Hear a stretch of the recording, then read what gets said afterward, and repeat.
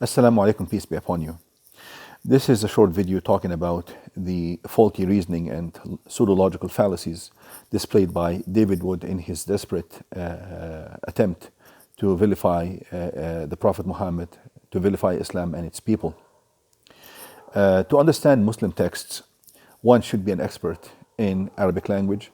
He should be an expert in textual criticism, the Muslim textual criticism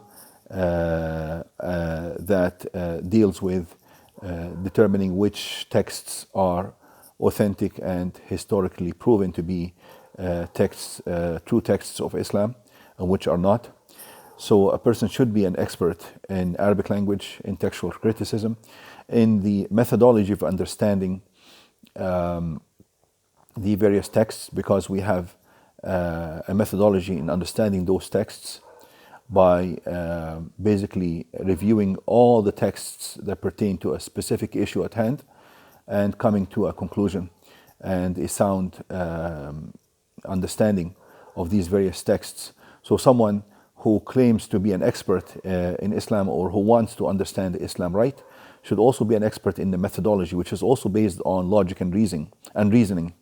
So this methodology, one needs to be an expert in addition to being an expert in Arabic language and being an expert in Islamic textual criticism.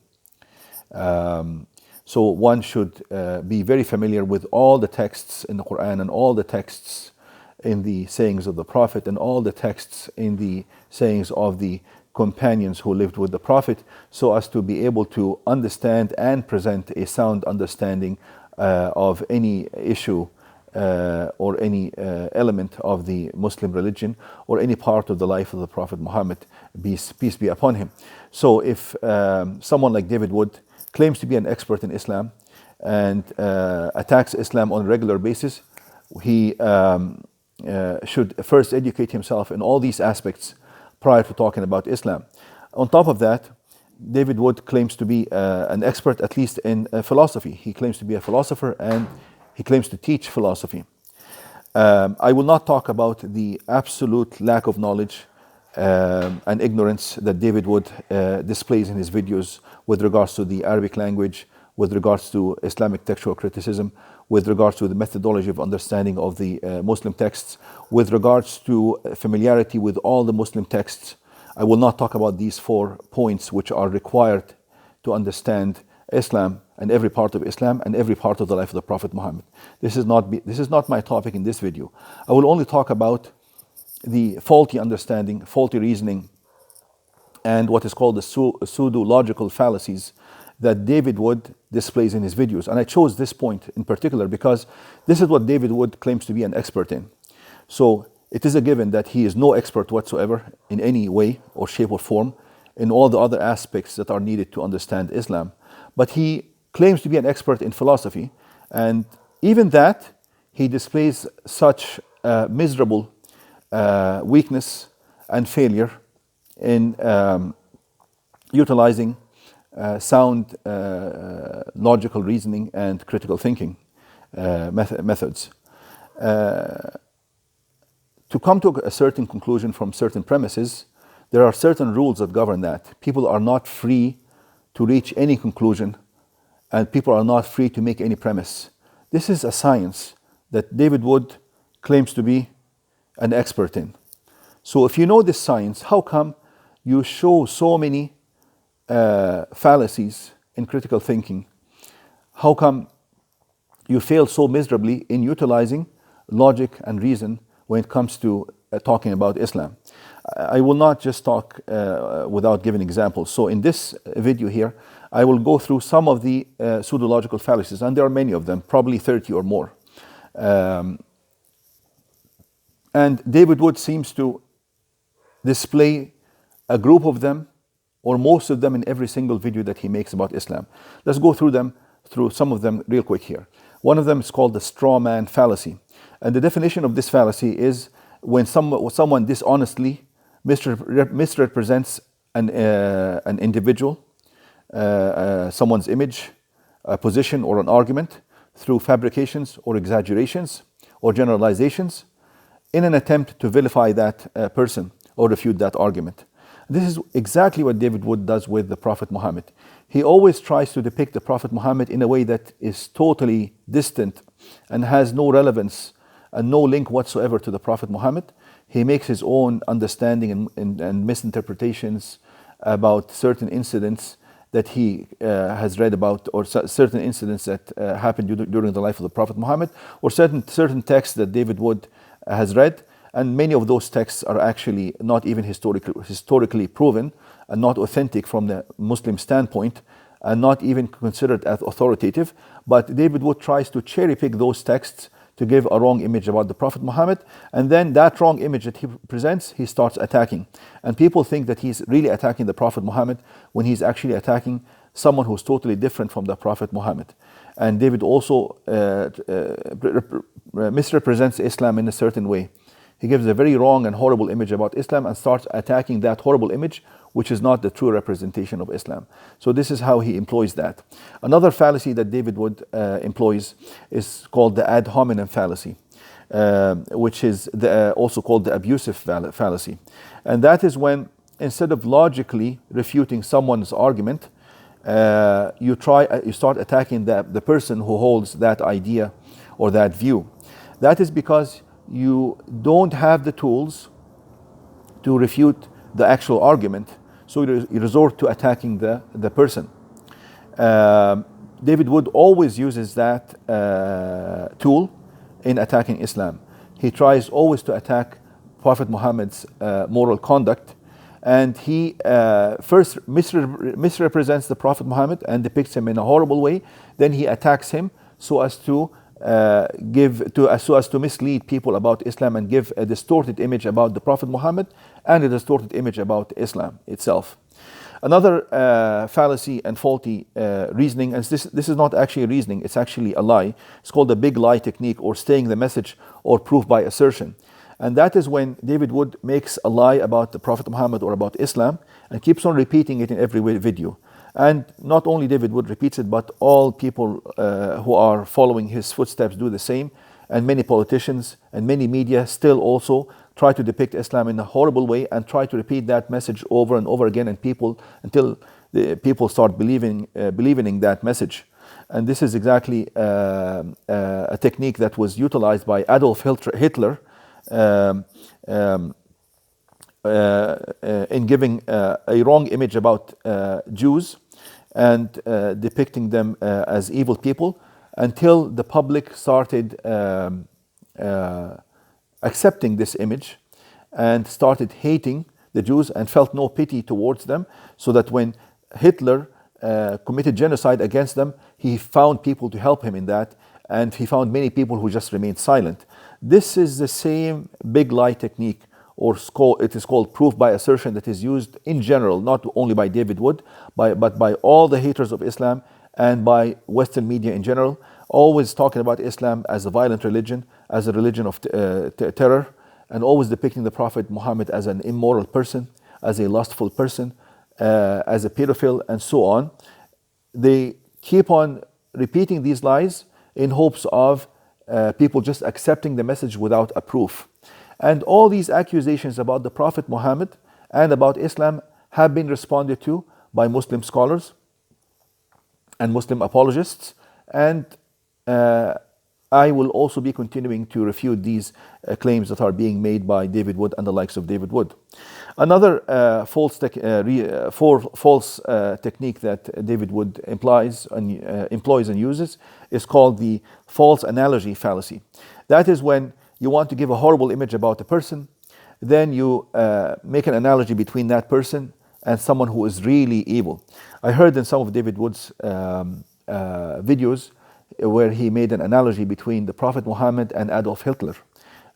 This is totally baseless, because for someone to make a sound analogy between two items or two people, there should be enough similarity between them, more similarity than difference for you to make an analogy. He also makes an analogy between the Prophet Muhammad and a serial killer or rapists and so on, when Prophet Muhammad is the most noble person that history has ever witnessed, and David Wood is equivocating the Prophet Muhammad with such horrible people as Adolf Hitler, or a rapist, or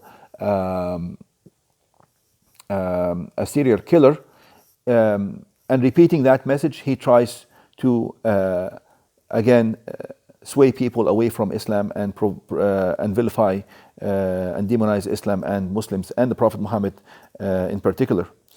Another faulty way of reasoning and deception that David Wood utilizes is called the cherry picking fallacy, or the half-truth fallacy. That is when he tries desperately to pick texts that he can maybe try to misinterpret and convince people that this is the right interpretation of those texts. And he avoids the wealth of other texts that totally go against his understanding or his misrepresentation. So he avoids the authentic and the numerous texts that do not serve his purpose and do not support his view, and he tries to emphasize a text that he has misinterpreted, if it is authentic, or an unauthentic text. He tries to also utilize unauthentic texts that he can get through to the Prophet Muhammad, that he can attack the Prophet Muhammad through. This is also called the deliberate ignorance fallacy, or the confirmation bias fallacy as well. Confirmation bias is that when you only pick the texts that confirm your held view, or the previously held view, and the deliberate ignorance applies to all the texts that do not support your view. And cherry picking fallacy basically is the fallacy that explains this whole process of avoiding the texts that do not support your view and picking the texts that you feel support your view, whether they are authentic or unauthentic, whether this interpretation that you are providing to the people is the real interpretation or a false interpretation. Also, another fallacy that David Wood tries to employ is the bandwagon fallacy. And the definition of this fallacy is the assumption that the opinion of the majority is always valid. David Wood takes advantage of the ignorance of many of his audience about Islam and about history and about other cultures. So he uses the norms of the Western society to judge the norms of other societies. It is well known that cultures differ in their norms, in their traditions, in their moral standards, or at least in how they represent their moral standards. Because even if some moral standards are universal, such as we all accept that justice is moral and injustice is immoral, we all accept that causing harm and causing pain is immoral, we all accept that lying is immoral, we all accept that deception is immoral, we all accept that. But when we come to applying justice, if somebody, for instance, commits a crime such as murder, some people would think that a death penalty is justice. Some other people would say that a life sentence is justice. Some people would say that 10 years is justice. So what is the standard for justice? So when it comes to moral concepts, we are not dealing with material objects. We cannot use the typical physical and empirical scientific methods to determine what is good and what is bad, what is evil and what is not evil. These things can, or different people will have different views with regards to different moral issues. And that is why there are so many theories that discuss morality. There are more than 10 theories as to what is the basis of morality and what is considered moral or immoral. But what David Wood tries to take advantage of is that in the West they have a certain idea about certain things. For instance, the age of marriage. So he utilizes what he thinks is the appropriate age of marriage in the West to criticize and demonize the Prophet Muhammad for marrying someone who is much younger, or someone who is at an age that is younger than the marriageable age in the West today. Not telling his viewers that this was the norm in all cultures of his time, and even it was the norm in all cultures up to very recent times, and that it is still being practiced all over the world. But he thinks that if he deceives his audience and just tries to mock the Prophet Muhammad for things that were actually norms and were considered in accordance to morality all over the world at the time, he thinks that this is a sound way of attacking the Prophet Muhammad, when it is just a pseudological fallacy and a weakness in argument that he tries to deceive the people by. Also,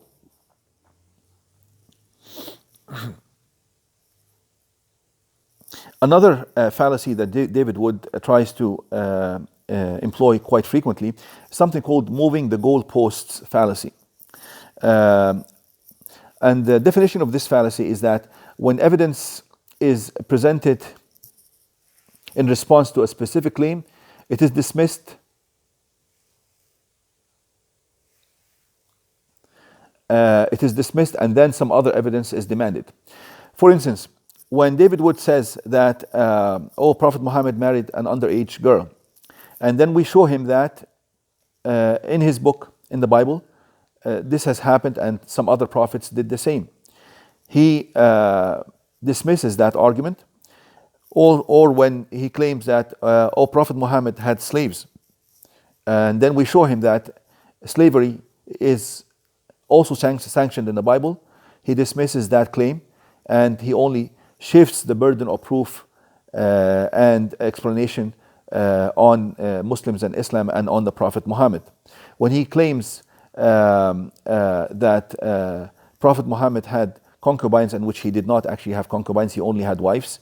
He freed the women who were gifted to him as concubines, and he freed them and married them. But we show him that prophets in the Bible, such as Prophet Solomon, had 300 concubines.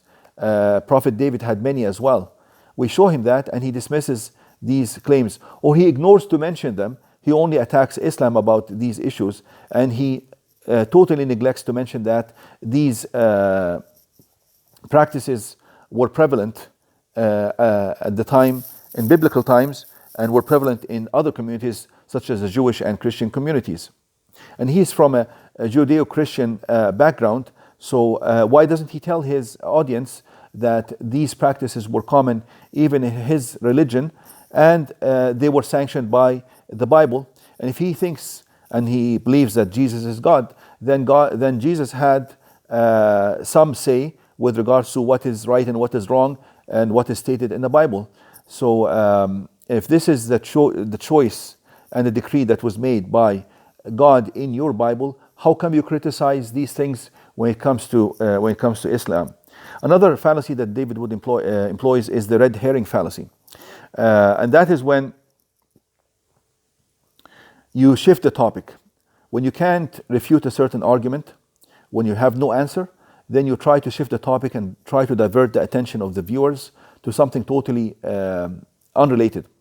I was listening to one of his videos when he was talking about the age of Aisha, the wife of the Prophet Muhammad, when he married her.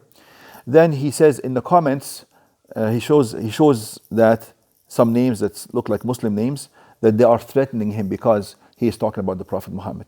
Probably some of his own followers are making these comments and are hiding behind Muslim names and making those threats to David Wood. So he draws attention to these comments so as to depict Muslims as violent people or people who have no response to his arguments. And that's what he actually claimed. He says Muslims usually have no argument to defend their Prophet. You just wait and listen and take the time to listen to my response to your arguments and to the responses made by many people, such as the responses made by Brother Muhammad Hijab when he had a 3-hour debate with you, and you had no answers whatsoever to what Muhammad Hijab was saying, and he managed to refute almost all of your arguments. And you had mentioned in that debate that it will be epic, and it was really an epic failure for you, and in the fact that you displayed so much ignorance with regards to Islam and the tenets of Islam, and you had no answers to the arguments that he made against you and against your understanding, not only of Islam but also of Christianity, because the title of the debate was whether Trinity or monotheism was the message given in the Bible. And then finally, the final two fallacies I would like to discuss is the non sequitur fallacy. That is used so commonly by David Wood, which means that he makes premises and then he comes to a conclusion that is not entailed by those premises. A good example is the video I just discussed, where David Wood titled that video by "What did Mohammed do when he saw a beautiful woman?" He made a conclusion from that video, from that hadith or saying or incident that happened with the Prophet Muhammad, that Prophet Muhammad was a lustful person. If you analyze this incident, and I've analyzed it in 4 videos, please to listen to them. If you analyze those videos, if you analyze that incident, no one in his sound mind can come to a conclusion that Prophet Muhammad is a lustful person who cannot control his desire. No one. But David Wood can come to that conclusion from that incident, which is another fallacy called the non sequitur fallacy, or it is also called it does not follow fallacy. Okay. Finally, the final fallacy I would like to discuss is the Texas sharpshooter fallacy. They named this fallacy after a person who used to shoot and he was not a good shooter. He hit various places with various targets, but then where the bullet holes were, he would come and make circles around each bullet hole, multiple circles, to show that he actually hit the center of those circles, to show that he is a sharpshooter. So he tries to make a pattern from his shooting when there's no pattern whatsoever.